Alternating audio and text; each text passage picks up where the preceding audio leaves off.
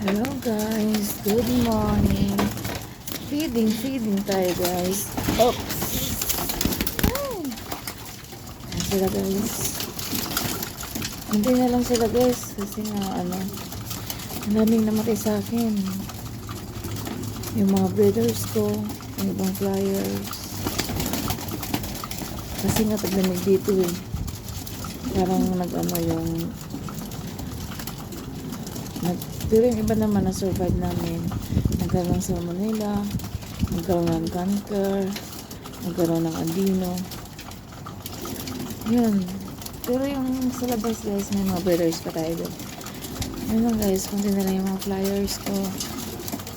Tapos yung YB ko kunti lang din. Kasi nga ngayon sobrang lamig dito, malamig, mainit, kaya siguro gano'n nagkasakit sila. Tapos nagkaroon ng halak yung iba, yun hindi ko naagapan since busy ako sa trabaho. Ayun lang guys, thank you. Mashallah.